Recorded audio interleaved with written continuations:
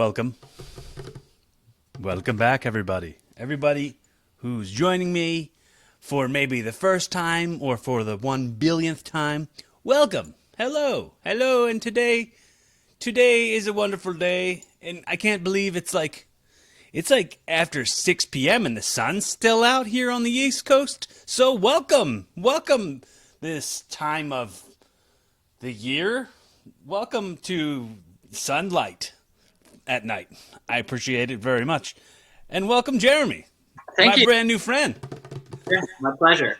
What the coolest part is how quickly we just like had this long, cool, chill conversation right on the first day.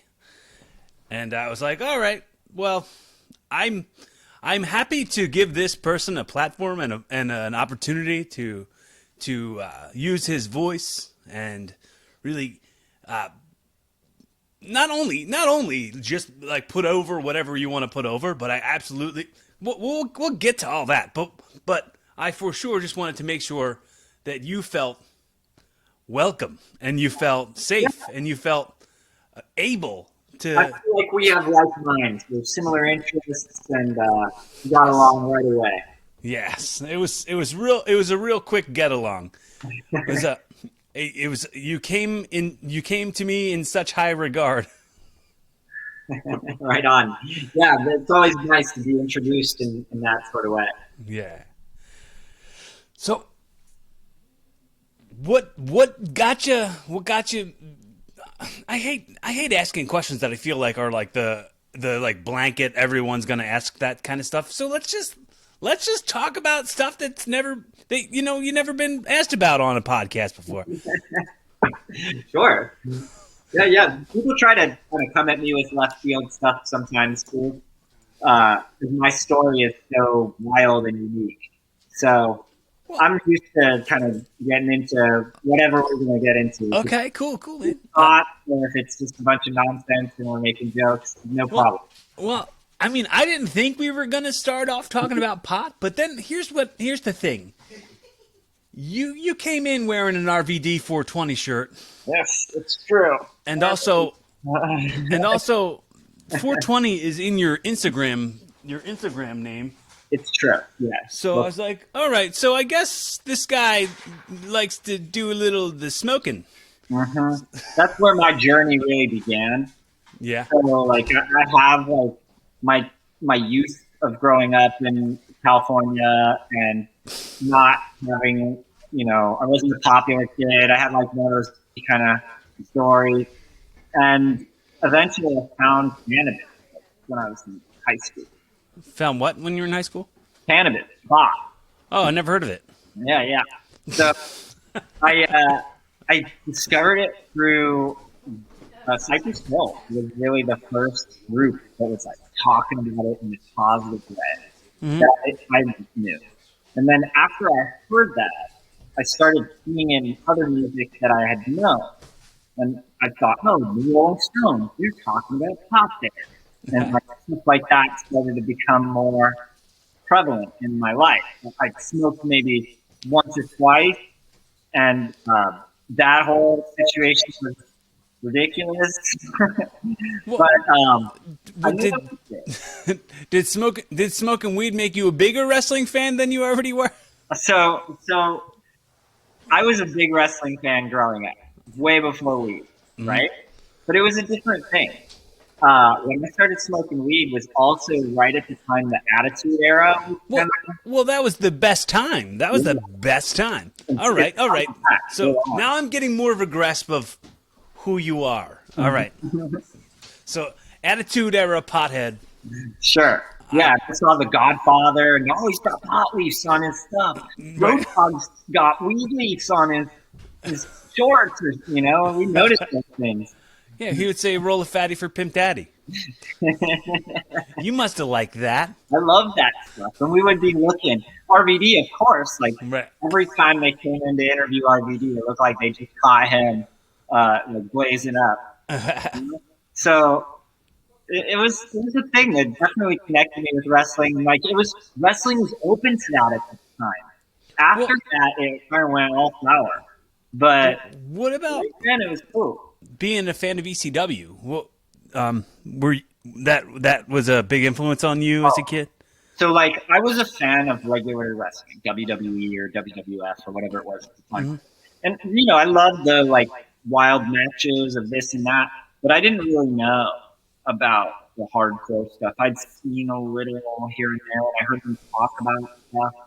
But then my friend's like, "Hey, Saturday night on public access, there is this show, and you have to watch it. Like if you're a wrestling fan, this is like." And then I turned it in, and it was like eyes open. Oh my god! Like I never realized it could be like this. This whole audience participation thing that's now like pro wrestling. No, it was part of ECW, and I had never seen anything like that before. And they were calling me, "You fucked up, you messed up move," and like show your hits to the chick. And I was like, "Whoa." Yeah, that part was a little regrettable, but but It at was the out. time, And you know, like it was just like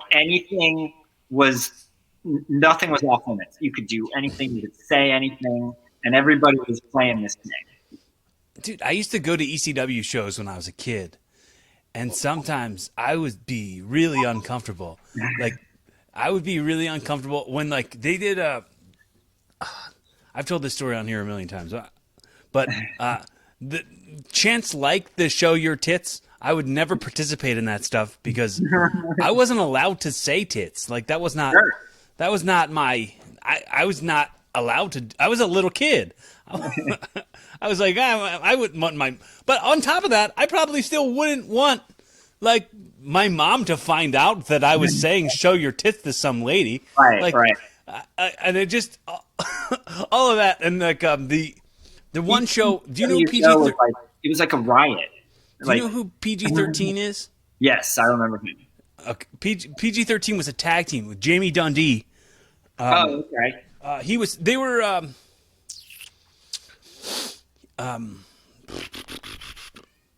They were remember the Nation Domination Oh, of course. when they had those white rappers with them?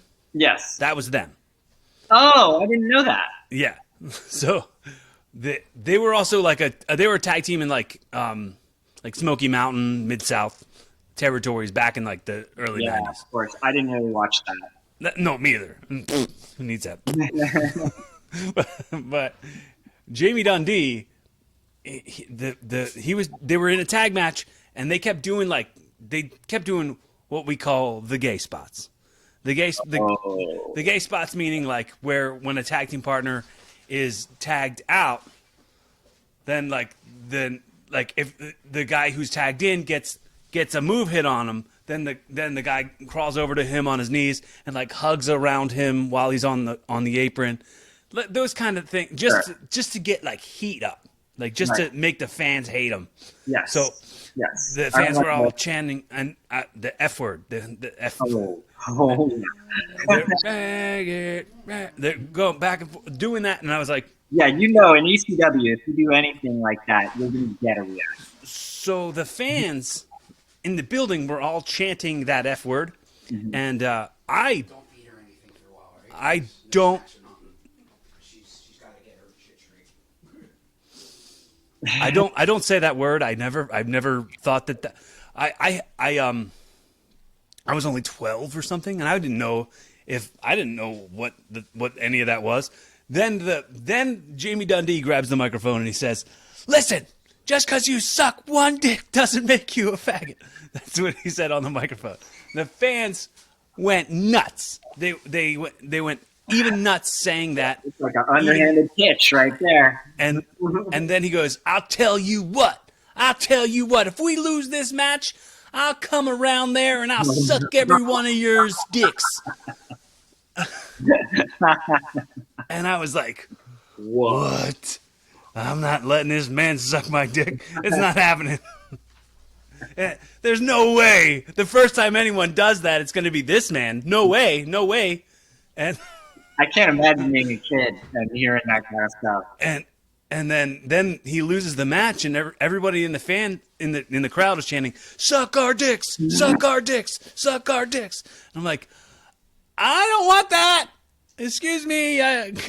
Pretty certain I don't want that. But I for sure was not participating. And then at that moment, I was like, you know what? This is now looking back on that, I was like, wow, that was a real timestamp. Like that. Oh, that kind of uniquely ECW also. What's that?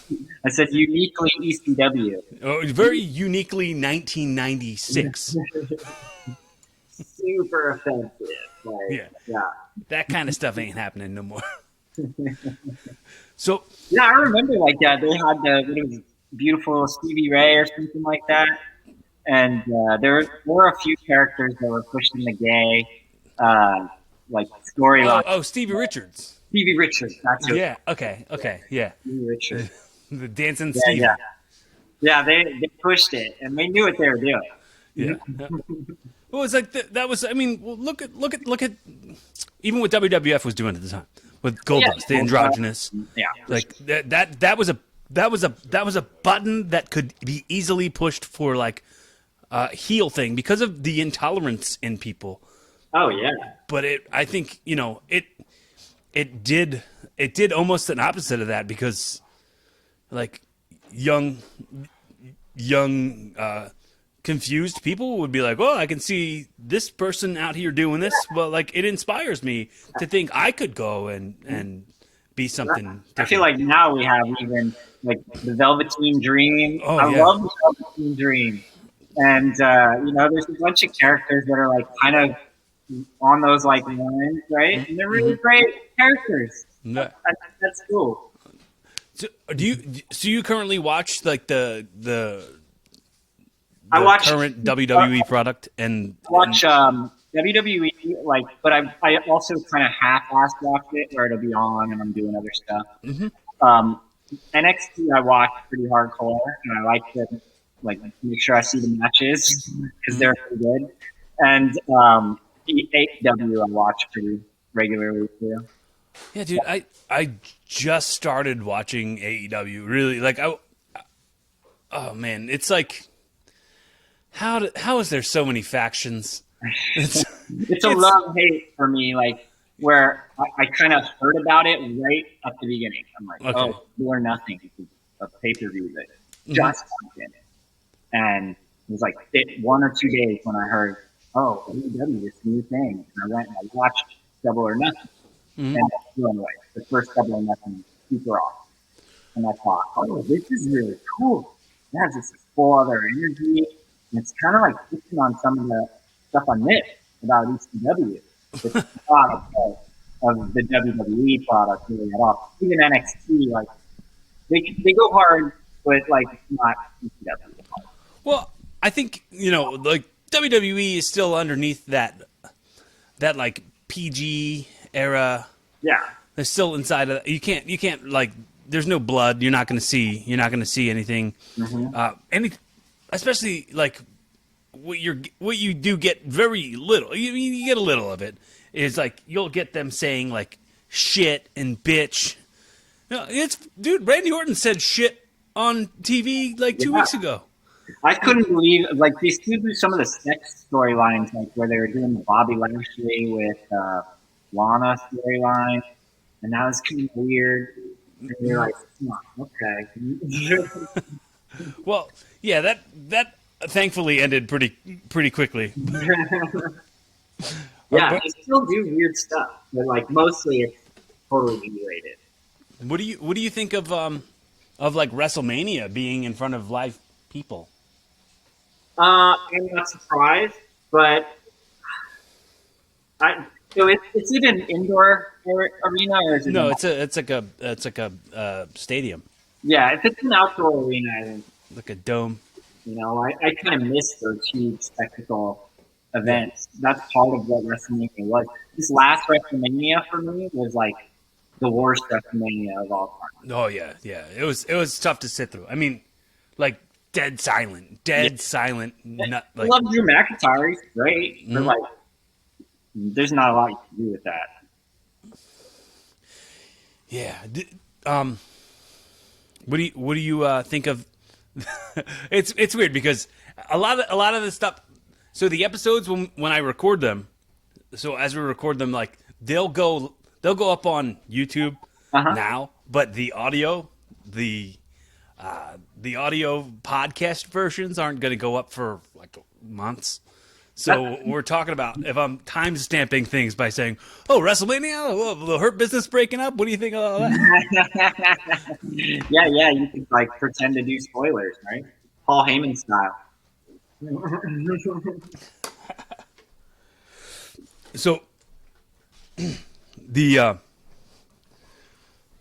documentaries in pro wrestling that you've enjoyed. Yes. What of them are like your top ones? Because now you're a documentarian. Yeah. I mean, is this your first film? So this is my first one that I've made, but I've been a fan of other people's documentaries. The two that come to mind right away are one that wrestling fans or wrestlers tend to hate, Beyond the Mat, and then the other one that I thought was really good was the resurrection of Jake the Snake. Okay. And I felt like two opposite kind of takes on something there. Well, I mean, they're both heavily featuring Jake the Snake. There's like there's a through line. Yeah, it's like, to watch his evolution, I guess. Exactly. It's kind of like the vindication, like, oh, he got tarnished so hardly in this other film. That we want to show another light to that. I mean, it's not like he wasn't that person who they were showing. I agree. Yeah, it's part of wrestling, right? Where you're like, how much of this is a character and how much of this is real? Yeah. And I mean, like, if you were to ask me, I'm not going to tell you that I dislike Beyond the Mat at all. Oh, okay. Cool. I have very fond memories of. I saw that at the movie theater. It was a packed movie theater. And it was all full of wrestling fans. Everybody it was like a party. It was like a going to an indie show or something. Yeah. I remember that like it was yesterday. I saw a bunch of people I knew that would come to shows and stuff. I mean, I wasn't in the business yet, but I kind of was. I mean, knew people in the business, and I was like starting to pay my dues. But I knew a lot of the people who were there, and I remember really liking it and seeing the thing that I loved be so like available for everyone to see and love. Sure. Was a neat thing, and seeing the other side of it, because like I never saw any acknowledgement of the mainstream or like the major leagues acknowledging the work of the business. Right. So seeing that, and like yeah, they had some amazing shots. Like some of those shots with Vince McMahon, where he's like talking about, oh, they remake movies, and like pointing out where we need a clean shot here, and like he's watching the video back of the guys, like all those minutes were like, wow, this is what it's like behind the scenes, like really cool. I think mix that with like with Wrestling with Shadows, the Bret the Hitman. Yeah, that's a good one too. I remember being like, well, that's what Vince McMahon and WWE is like, or at the time WWF. But I watched I watched Dark Side of Wrestling with Shadows. I watched Wrestling with Shadows a billion times when I was a kid, and it's funny now to think about like jumping into that nowadays, because there's so many stories, so many like that's where they have that Vice documentary series, Dark Side of the Ring. And that's where our movie took its title from. Okay. Our movie is called Other Side of the Ring, and it's partly inspired by Dark Side of the Ring, because those stories are scary. Like they did a great job with that series. Well, you didn't beat anybody's head over the negativities of wrestling. No, and that's what other documentaries kind of do. Yeah, like so for me, one of the things I noticed about a lot of them is that it's like this weird kind of anti-wrestling storyline. And for me, I love wrestling. And I think that when you talk to a lot of wrestlers, they may have these stories, but they still love wrestling too. And so it's something special. It's not like almost anything else. Right. And it's this really unique kind of journey that so many people have parallels. Like as kids, kind of figuring it out, like this whole like question of like, is it real? Is it not real? Like what parts of it appeal to you? And then for girls, like it's really amazing seeing all Well, the great success they're having, and I can't imagine what it must have been like being a young girl I think watching them. like in your doc when when it was like Katie Lee was talking about, she was like when I say it's fake, it's like it's cooler because it's fake. Like she was like that's where Yeah, it's cooler, and then that is something cool about it. For me, when I'm watching the shows, even WWE has this, where I'll be like, oh, I see a guy get slammed into the stairs or something. They look like they're hurt. And there's okay, well yeah, that stuff does hurt though. So I wonder like, how hurt he is. Like, did that really? Like, did he really get hurt as bad as he's making it out to be? That's part of what makes it amazing. yeah, there's no way to make that stuff fake. Like that it hurts as much as it looks like it does. But Well, my thinking is like sometimes you'll see they get the hand up before their head hits, and you can be like, oh, they didn't hit his head. But sometimes you're like, oh no, he hit his head. He was like that didn't go the way it was supposed to go. right. And then you're wondering like, oh, like is this reaction part of the story, or is this like part of like was he supposed to not put his hand up there? So then I would think, oh, he didn't put his hand up there. Like, it's this whole wonderful thing where I love that there's a history. I love Dude, it. what's really funny? Like on this side of things, on this side of the barricade, I always say the barricade all the time. It's like as far as like from being fans to being wrestlers. So on this side of the barricade, for me, when it came to that, like growing up and coming up in the business, hearing when people would put their hands up, we'd always like be like, "Oh, that guy's a bitch."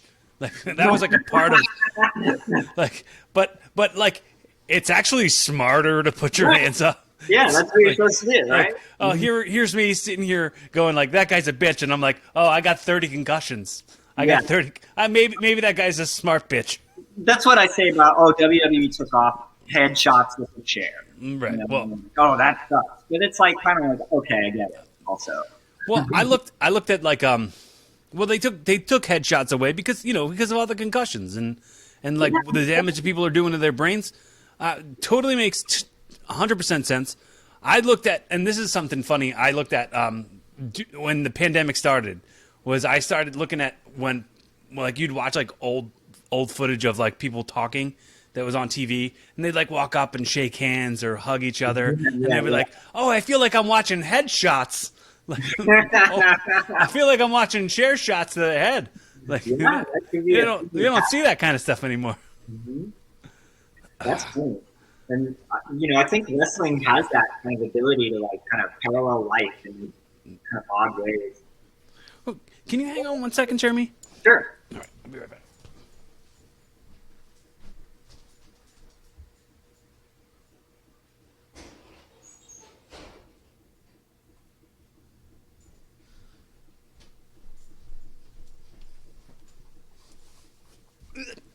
All right, I'm back. Sorry about that. Yeah, no worries. So, the documentary, Yes. the other side of the ring. So, how long did it take you to shoot that? Because it seemed like it was pretty recent. It's about a year in the making, and a lot of that was COVID kind of screwed things up here and there. But yeah, it's making a documentary. A lot of times, it's about the availability of the interviewees, and that can kind of change depending on how their career is going. I could be all set up to interview somebody, and then they get a job somewhere else, and I gotta wait until they're done with that or something like that. Mm-hmm. But So- it is decent. Any fun stories from that didn't make it on the cutting room floor or didn't make it onto the final film? I was able to kind of get most of the cool stuff that I thought was interesting in the film. One thing I will say though is so we started talking about me and Delilah Doom. We started talking about death matches, and Okay. her guy had just done a death match like the day before. Mhm. I am fascinated by the death matches. Like that, to me, that's the coolest thing that AEW is doing. Putting those like crazy fucking matches on like regular television through the week. Where Yeah, it's pretty bizarre, honestly. this is, I don't know how American audiences are going to take to this. Uh, like if this was Japan and it was BJW or something, Mhm. maybe it'd be fine. But like, I don't know, the hardcore stuff, like those, we have those organizations in California, but I don't think it's like as well received as like Well, dude, did you see the David Arquette documentary? absolutely. That Yeah. that one was happening in California. The one that he had with Nick Gage. Yeah, that's exactly what I'm. So that guy, like, he's crazy, right? He does crazy stuff. Uh-huh. But I don't know that like he's not as loved as like Sabu or somebody like that. You know, like there's something about it over here where we don't take to it the same way. Like over Well, there on the East Coast, they love these guys. Like I don't know what it is. so you think that Nicky's not as well received on the West Coast as he is on the East Coast? Well, I mean, maybe if he was from the East Coast doing it over there, it would be a bigger thing. I don't know. This seems like wrestling's different in California. Well, that's interesting. I mean, we have like the indie wrestling scene and everything, but it just seems like it's so much more of a part of wrestling than other places. What about some of the stuff you got with the 10th Planet and all Yeah, the jiu-jitsu training and stuff? That yeah. that stuff was pretty neat. It was cool seeing that human aspect of that one character and her training kids and stuff. It's kind of neat. Absolutely. So she has this like really horrible bullying story. We have another documentary that's just about bullying, Mhm. and it's featured in that story where she kind of explains what happened there. But basically, she got jumped by a whole bunch of other girls and like really, really badly hospitalized, recovering for multiple years. Like it was bad, and she got out of that and through wrestling and then eventually jiu-jitsu. And I went to the same school as her, same Planet with my jiu-jitsu school, and Mhm. I love martial arts and all that stuff growing up. One of the cool things I loved about Japan was that a lot of their wrestling was like part martial arts, Right. like Sakuraba and all those guys. Like they're real fighters, but Yeah. they're also pro wrestlers, Right. and I love it. So having that kind of as part of her story and like part of her character, I thought was really cool. But I don't know if it's really popular. I mean, it's starting to be popular. You see it kind of in WWE now, and Right. like maybe a few years. I think the Undertaker was doing a submission for a while. Right. That's I mean, Nakamura came from Pride, which Pride was like work shoot stuff over in Japan back in the day. So wait, Shinsuke had a Pride fight. What's that? Shinsuke Nakamura, Yeah. he fought in Pride. Yeah. Well, who did he fight in Pride? I don't know. This is probably like this I is know. probably like Yeah. I'm a hardcore Pride fan, and I You're do gonna- not remember ever seeing him fight. you're I mean I only know it because of Josh Barnett talking about it on New Japan commentary. That Josh Barnett fought in Pride, yeah. Right. I, Yeah. I, mean, I wouldn't be surprised. I just am not like I don't remember that. He did hardcore matches too. I see Nakamura doing like the thumbtacks and like stuff like that. That's cool. Yeah, I mean, I used to watch New Japan when it was on Access TV back. That's where I knew about Nakamura back in the day. Same with like what's the guy, the Rainmaker? That guy's awesome. Okada. Oh, I know who you're talking about. Yeah, the guy. He's got like blonde hair and he always does this. Yeah. He does like the He does the ripcord lariat. I don't remember. Okay. Well, it's okay. It's I've seen fine. him, but I don't remember that. Like, Kazuchika Okada is his name. I think I remember the shot you're talking about where he's like doing that. The Rainmaker, and like money comes out. Money falls from the ceiling when he does this with his hands. Yeah, I think I remember that. It's hard. Like, I try to watch really odd, small wrestling stuff every now and then, and like the difference in the budget from the couple of main ones to like everything else is so colossal. And every now and then I do see a character where I'm like, oh wow, that guy's really cool. And then sometimes something happens with that, And then you'll never see him again. Sometimes you'll never see that person again. that's a lot. And I try to keep them all straight in my head, but it's like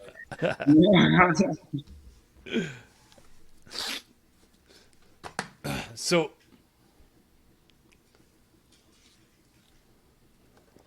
besides RVD, who was like, I mean, didn't you sort of, since you said like the martial arts style, like, was there other people that like mixed the two for you that you were like inspired by for watching? Sure. So like I didn't really do jiu-jitsu myself until later on, but I remember seeing like Dean Malenko and even like Bret Hart and like technician type wrestlers when I was young, and they were having these like kind of submission battles where they like transition from this position to that position. It's a lot like what really happens in jiu-jitsu. And I just remember thinking, oh my God, those guys are the real truth, you know?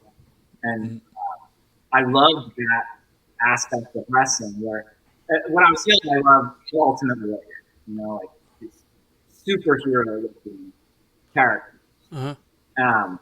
As I got older, it became less about the superhero character and more about the technical skill of that person in the ring and what they were doing. And I remember the first time I saw Lucha Libre, and I was, whoa! Was that the cruiserweights in WCW? So yes, some of that, and some of like ECW, and there was like some other organization right around the ECW time that was like a Mexican Lucha Libre thing that I saw. Okay. And really cool. The Lucha Libre in ECW was like super crazy. Yes. And, dude, super crazy Tajiri matches were always like you knew yep. you knew you were going to see some good shit. Yeah. I remember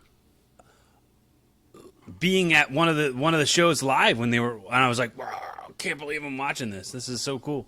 I can only imagine. I never saw an ECW live. The closest thing we had was like a hardcore wrestling thing in Reseda at the Reseda Country Club, and I think it was called XPW. Okay, that was like a ripoff of ECW. That's what they were going for. But I mean, I had some friends that had went through there, and dude, you were shot at his school, Santino. Yeah. Okay. Yeah. We had a couple wrestlers that had gone to that. Yeah, school. Chaos. Kelly went to it, and I think Delilah had and her man. Okay. That California seems like such a cool place. Not only like cool for like, I for sure wanna go because of like film work, but I want to go for like comedy and wrestling as well. Right. So all of it, it seems like sort of it aligns with my brand, I guess you could say. Sure. Yeah, I think that's true. There's like California's a really big place, and so there's a lot of really cool little scenes all over, and then it gets kind of out of hand. Some of the hypey things, they're cool and all, but sometimes they're kind of more hypey too. So why women's wrestling? So part of it was the accessibility. The women are far more willing to talk about this stuff. They are less, ego. I hate to say like, egomaniacs, but some of the wrestlers kind of think that they want to get paid a lot to do some of these things, and the women were just like so happy to get a chance to be on the show. Mm-hmm. They're in this whole place right now. It's a window of time. Like, it's very likely that in the future they'll just be part of the show, and this whole like revolution thing will be history. Mm-hmm. But right now we're living it, and Right. Saudi Arabia had the first women's match or whatever. Right. Like all these milestones are happening for them. So I thought, let's try and capture this. It's one of the coolest parts of wrestling. Like, me being a fan of all that ECW hardcore wrestling stuff, there weren't many women. Like they were Right. getting, No, women were objects but at that. yeah, And like they were objectified mhm. back then, like hardcore. Now Right. I'm watching the show and I'll be like, whoa, the women's match was the best match of the whole show. Right. They can main event. Yeah. And I love that. I think that it's like this really great opportunity to give them a platform, And, What did you think of what did you think of the lights out match? oh my God, the AEW lights out match? Yeah. Dude, that's history right there. Yeah. Now, granted, if we're comparing this to what men have done, and especially Japanese, like, come on, this is pretty but if we are comparing it to what women have done, like, not Japanese, but like in America, that's one of the best. I mean, the best ever in mainstream TV for sure. So it's kind of cool. It was definitely something different. It was definitely something different. And the funny thing is, like, something that your women talked about in your film. They talked a lot about the word fake. They talked about that word a lot. Yeah. And Look what happened with Ronda. Just like Ronda said something about wrestling being fake, and like the whole wrestling world like exploded. Like it's still that hot topic. I think, honestly, man, I think the way I take it as somebody who's committed my whole life to this, I've been around it since I was a kid, and in the ring since I was a kid. I take that as you going like, that's a way to blow it off, like it's not relevant, like it doesn't matter. It's not like, I feel like that's a way you're canceling me out. You're saying not only is that fake, I'm fake. Right. So that's I think where the insult comes from, and I let it be what it is, because I'm like, Yeah. look, I'm not gonna sit here and sell you on it. Like you're missing out on something super cool because you got that dualistic mindset that's going good, bad, real, fake. Like, Right. if you Yeah, just I like can to easily explain it like this. So, like for me, one of the things about it bothers me when people say wrestling is fake. Right. So that's part of why I wanted to address that in the film. Mhm. And so one of the things that I think gets overshadowed is that wrestling, when it's done perfectly, should look, basically not real. These are essentially like comic book characters, like getting hurt 1 second and totally recovered the next second. Like Right. this is similar to stand-up comedy. So I think stand-up comedy a lot of times doesn't get the respect it deserves because it's supposed to seem like I just got this stuff right now. Like I didn't practice this whole thing for many, many months to get it dialed in to be this perfect time and I say this one thing. It seems supernatural. And it's just, whoa, like nothing. Nobody really pays attention. But I work super hard to make sure that this one little moment comes off real and the audience doesn't just like, oh, it caught on to me, like it's part of the story. I think wrestling has that too, where it's like you work really hard at it, you get really great at it, and do stuff. The moves that we do are supposed to look like I just killed this guy and he's going to be okay. And then when I get really hurt, I'm supposed to not let in that really happened. And there's that whole kind of that mystery that we were talking about before. And it works against a lot of people where they just are like, oh, those guys, they know how to fall.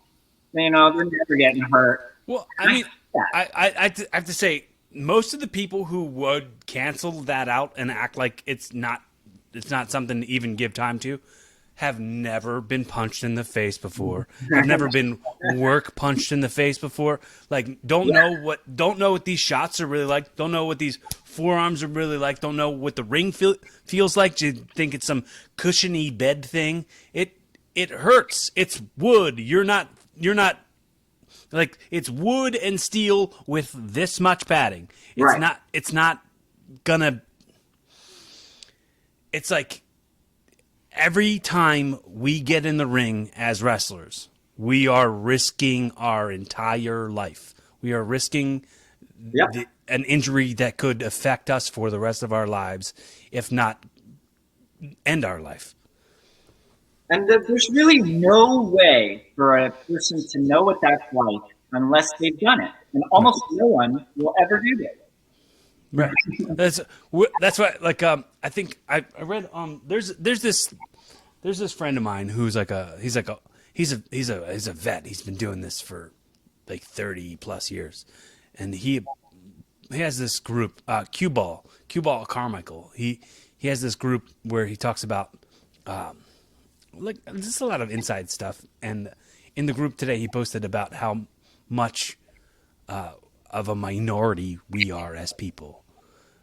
Like the kind of stuff, like kind of people who like signed yourself up for, this is what life's going to be now. Right.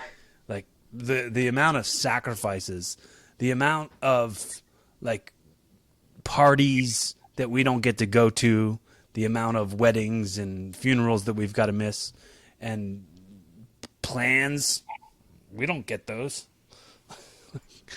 It's all. I just thought of, do you remember that movie, The Wrestler? Yeah. I thought they did a pretty fair job of showing a little bit. Yeah. I was an extra in that movie. Oh, cool. Yeah, that was the scenes that they did at the ECW arena. I was there for that. Just wow. I was like one of the wrestlers getting changed in the locker room. But that place, was it the Philadelphia arena that was the ECW one? Yeah, the 2300 arena, or the Viking Hall, or what? I mean, it's gone through so many names. That's a legendary place. That's cool. I grew up in that building, man. My first time going there, I was probably 17 when I went there for the first time. Wow. And then I had my first match there. Wow.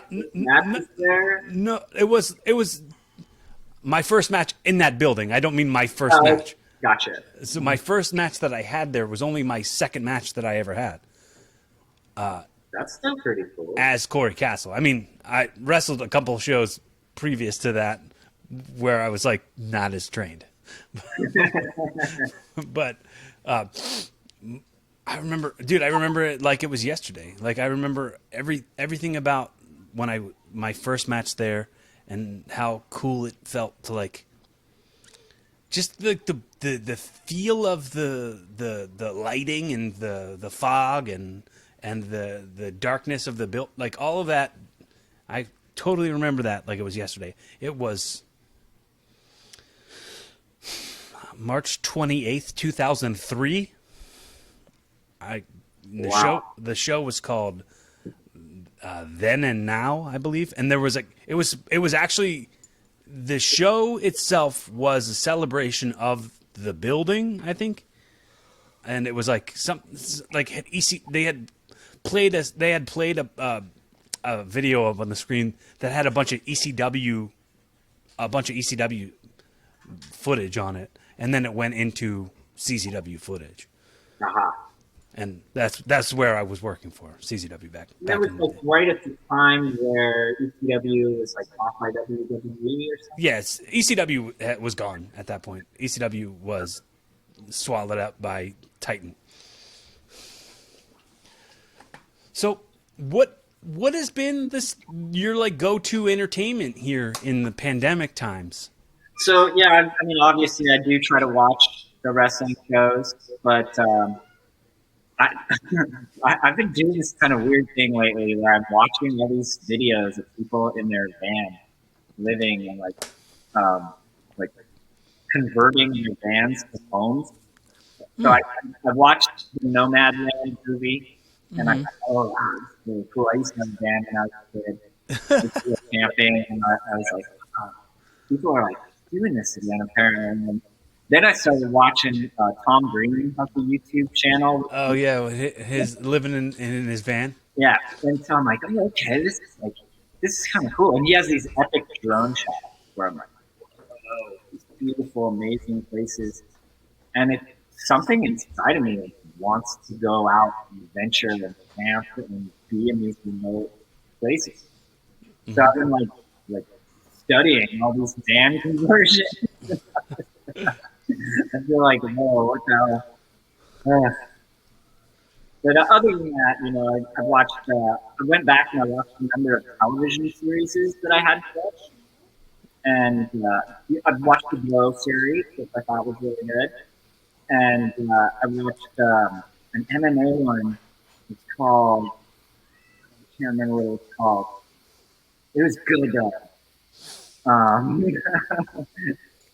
That there was a movie that just came out, and he was the lead star of that movie. I'm blanking on what that movie's called too. Um, it's the villains one. Um, I'm such a stoner. I can work like. So we did talk about Rick and Morty a tiny bit, or you're Yeah, not. yeah, You're yeah. like a casual Rick and Morty Yeah, fan. I mean, I've watched it. I've watched all the episodes like once. You Okay. know, so Yeah.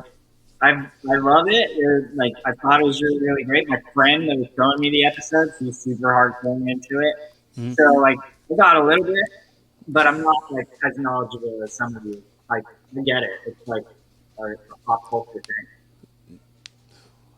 So are you?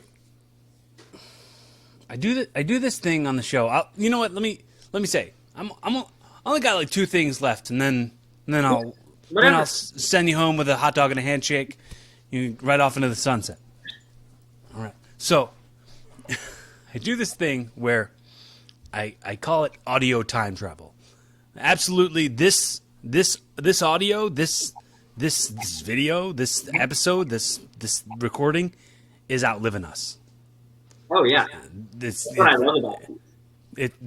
this so on the record, all this stuff that we're saying is going to outlive us. So I want to make sure that I say on the record to you how much I appreciate your time, how much I appreciate your effort, and how I'm looking forward to this being just the beginning of what our friendship is, and let you know that if you need me as a resource for anything, please do not hesitate to reach out to me. Even if you just need a friend, a judgment-free conversation, I'm always here. That I also want that to go for anybody who's listening. If this is your first time checking out the show, if this is the first time, how important it is to me that you've spent the currency of your time and your effort on me and hearing me talk. I absolutely owe that back to you. So please do not hesitate to reach out to me. I'm not hard to get a hold of. I'm a regular ass humble dude. I don't know. I don't know if you can call yourself humble. Ugh. I think you can. So I get that from you, and I think what you're saying is super important.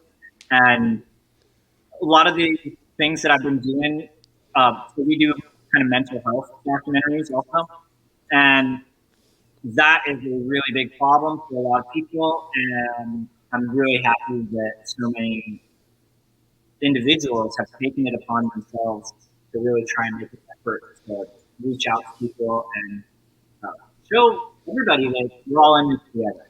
You know. So with that being said, and the audio outliving us, I want you at this point to take yourself to the year, let's say, 2041. Oh boy. Okay, just your voice. Just your voice is traveling there. And you're speaking to somebody who wants to know what Jeremy was really like. They want to know what messages they can take from this timeline, from this timestamp of 2021, and how you've navigated your way through this chaotic year plus. Sure. This is a brilliant question. Also, like, I'm an interviewer. This is what I do when I make the movies. So I recognize this one as a really good. Oh, appreciate that. I really, really appreciate that, man.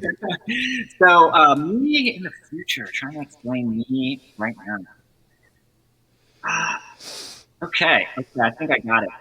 So when I was in the cannabis industry, I was like a celebrity.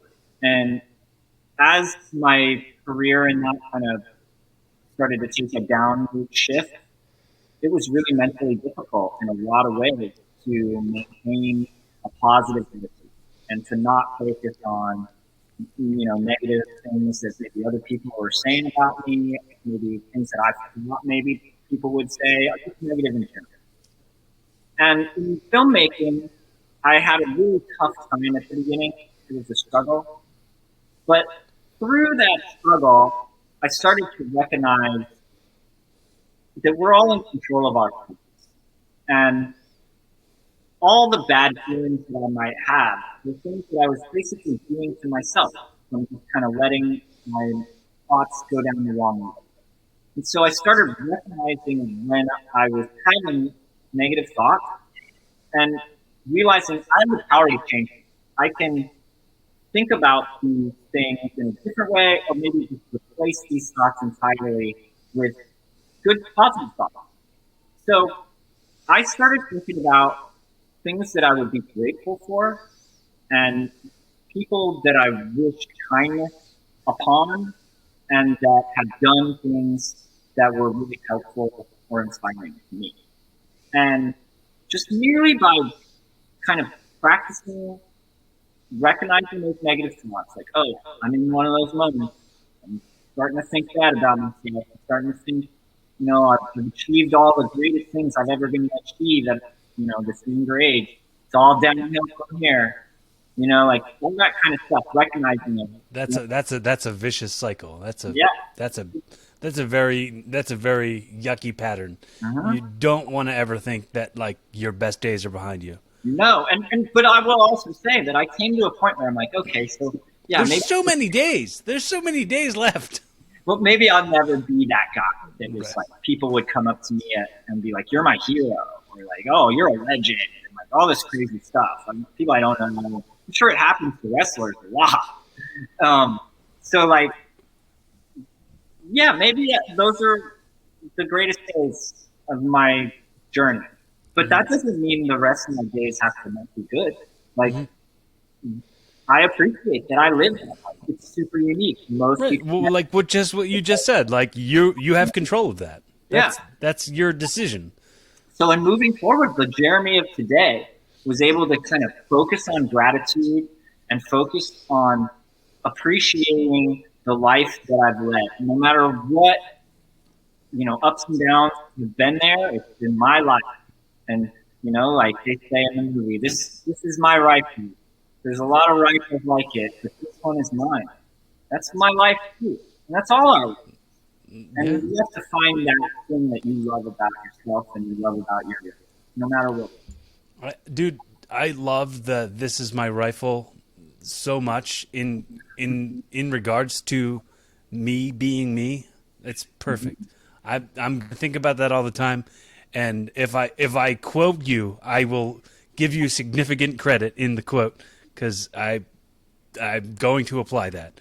And as I would have you apply anything else that I'm ever saying or talking about. If you can use it and you can apply it, awesome. I love it. Yeah, Now- thank you.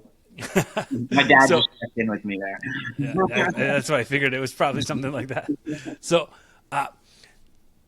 the way I start wrapping up the show is, right before I do that, want to say I'm going to give you the platform right now where you can ask me anything.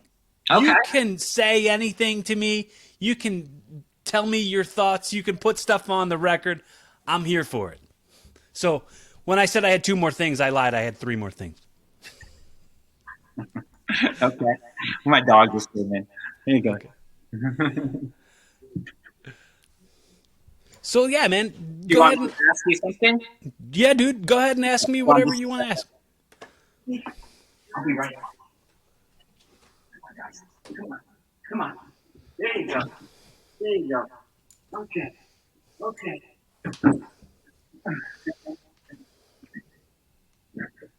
Okay. So, I guess first I'd ask you, like, what did you think of my movie?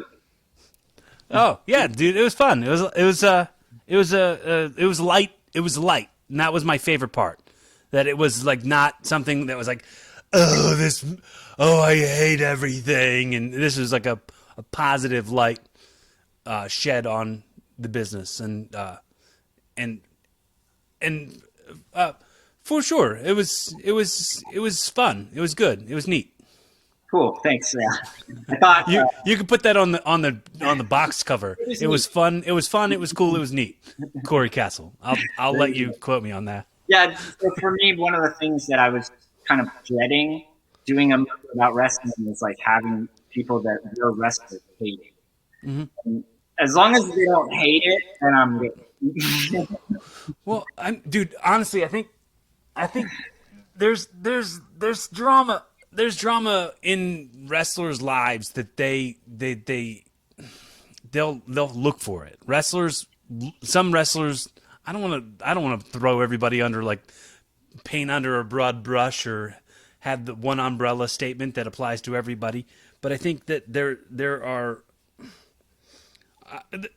What the thing is, I think some people are so jealous of anything. Like some wrestlers are so jealous of like a platform that they would probably not even watch the movie.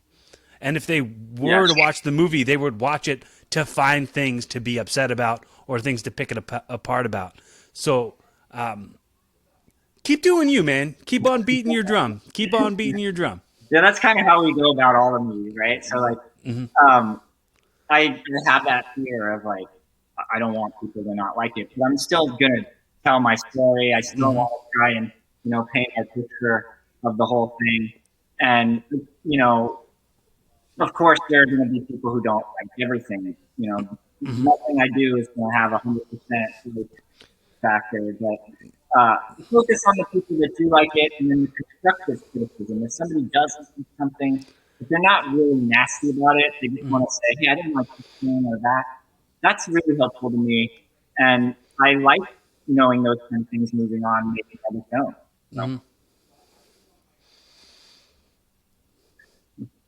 Anything else? Yeah, I got another question for you. Okay. So I'm never going to be a wrestler. I never will walk out and have the music hit, and the whole what is that like? Dude, it's addicting. It's very addicting. It's like I think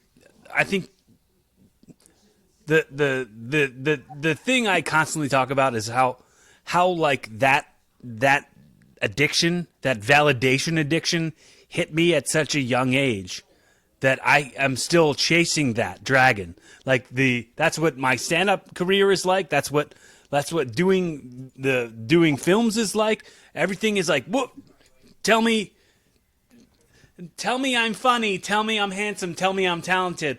Yeah. Let me feel super important for a minute because I have this ability to seriously, I do have to check in to make sure. I do have to check in to make sure that I can handle it and I can still be a regular person. It can get easy to get wrapped up in the ego of music hitting and fans it's so easy. And I was there when I was like 19. I was a total douche. I wouldn't have wanted to be friends with me. but, but you know, a lot of us at 19, isn't it? right? Yeah, a lot of us at 19 are total douches that we wouldn't want to be friends with. But for sure, it's the coolest, man. I love it. It's just, I think the scratching that itch is like hearing a crowd pop is that's I've never done crack, but I can imagine that's what crack is like. Yeah, I'd imagine it's one of the greatest feelings in the world. Right. So the crowd pop, whether it's being on stage and making them laugh, or if it's doing a move that they cheer for, or if I cutting a promo and I make them boo me, all of that is the exact like what I'm here for. And I love it. I for sure am everything I'm doing is coming full circle. I'm hoping that if I doing wrestling, well, people will go, oh, you know that guy's got a podcast. Oh, in his podcast he talks about how he's a comedian. Oh, he's a comedian. He also is an actor. Oh, did you check out his podcast? And then it all comes back around. I'm creating a full circle here with my hand for the people who are just listening to the audio. I'm drawing a circle. Yeah, I think that's a great thing, and that kind of encompasses the way that everything works now, right? Where we're multifaceted people. We're not as cut into one job for the rest of your life. You can have all. You know, they say jack of all trades, and a lot of times that's then followed by master of none. Oh, this is true. Yeah, right. And to me, I'm a master of all trades. Let me master all that stuff. There you go. Yeah. Or especially as far as you got to hold the confidence that you are a master of something. Absolutely. Like, you have to own your expertise. Like, absolutely cannot take away from me my rifle. My rifle is that I've spent this amount of time looking at the business from this side of the barricade. You can't take that away from me. No. So, like, why not use my voice right here? Why not pull in other people's life lessons and pile them onto mine that I've learned so that I can become a better version of myself? Yeah, I love it. I think that's so cool. And even as a fan, like when I think back, I'm like, wow, what it would have been like if like the Ultimate Warrior had a podcast or something. I think that about Mitch Hedberg. I always think about how much I would want to how much I'd want to subscribe to a Mitch Hedberg podcast. Oh my God, that would have been golden. Yeah, Mitch Hedberg. Come on. Yeah. Yeah, he's a great comedian. I recently just watched one of his stand-up things again, and oh man, I forgot how much I love Mitch Hedberg. Did you ever listen to, like, they had recordings of recordings that like he never released when he was alive? Yeah, I used to listen to the comedy station on satellite radio. Yeah. And they would play those. The album is called "Do You Believe in Gosh?" Yeah, he was brilliant. Yeah, like, so good. Like people still, I don't think could really understand how brilliant some of that stuff was. I think he was one of the main inspirations for me to want to do stand up. Honestly. Oh, that's awesome. Yeah, he was great. For me, Bigfoot is blurry. That's the problem. Bigfoot is blurry, yeah. Yeah, we have a Bigfoot movie. We have a bunch of different kind of movies. Like if you look at my IMDb, I have like tons of wild different topics too. So I don't want to do one thing either. Mm-hmm. Yeah, I mean, don't limit yourself. Mm-hmm. You want to do something, give it a shot. Like, yeah.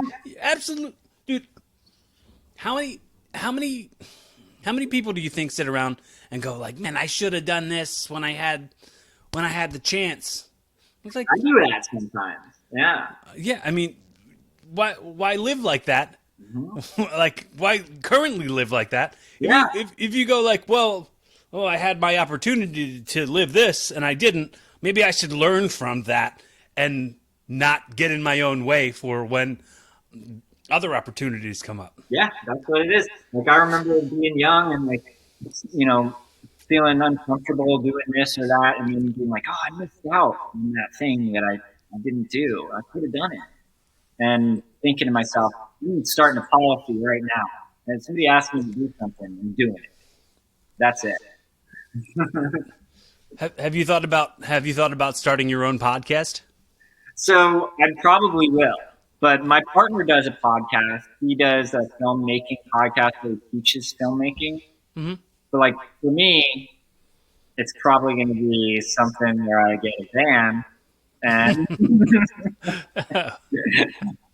like I don't know what direction it's going to go, but I feel like that's probably in my future. Well, if you come through this area, let me know. If you come through Philadelphia in the Northeast, you gotta let me know.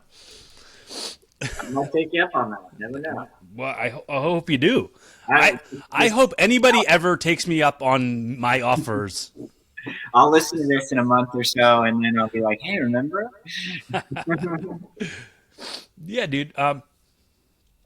So the way I do wrap up the show is I'll always ask you now.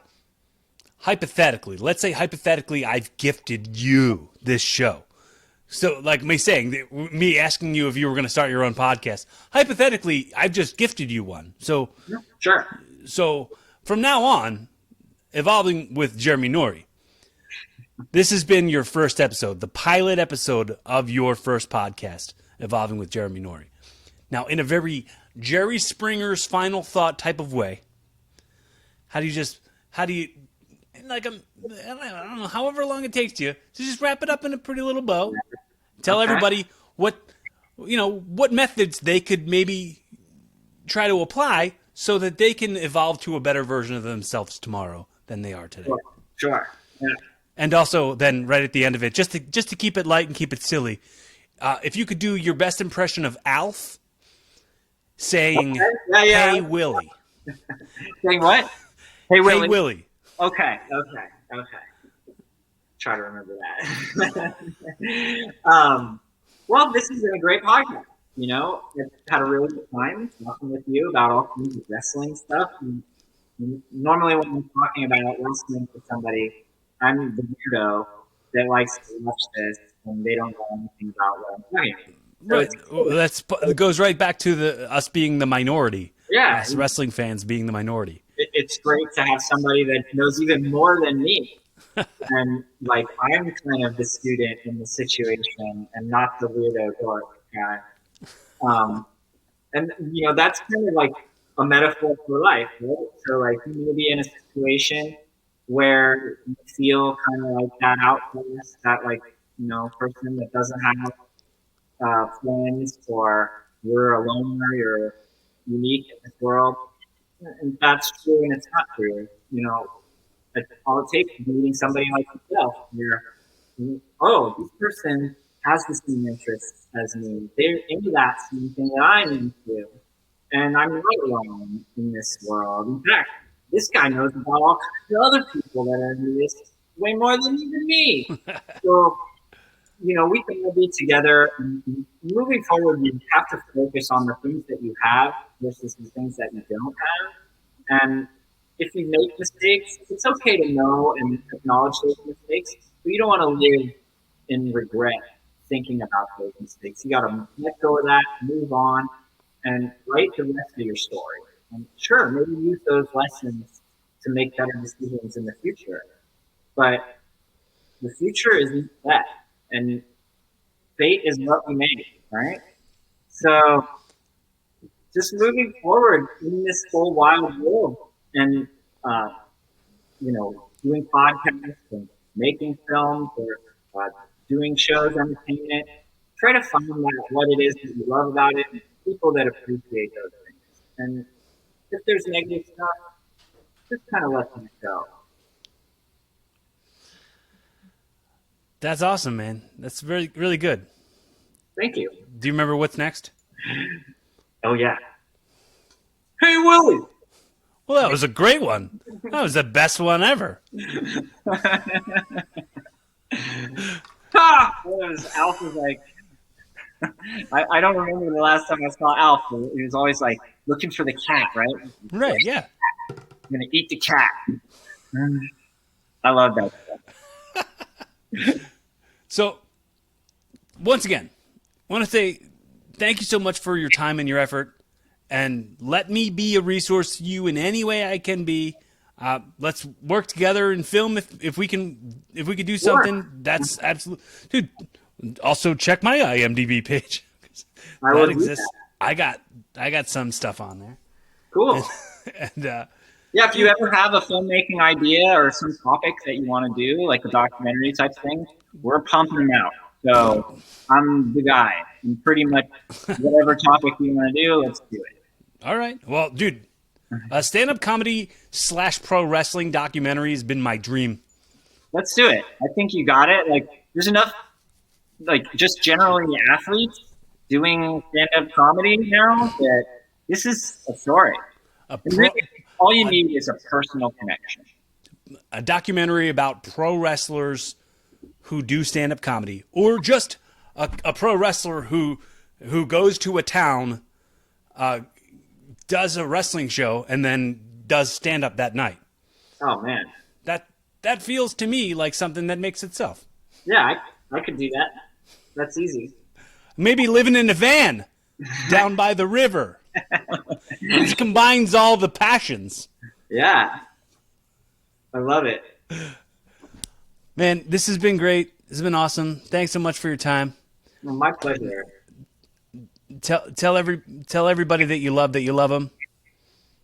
Give them a smile and a thumbs up. Be fun. Have safe.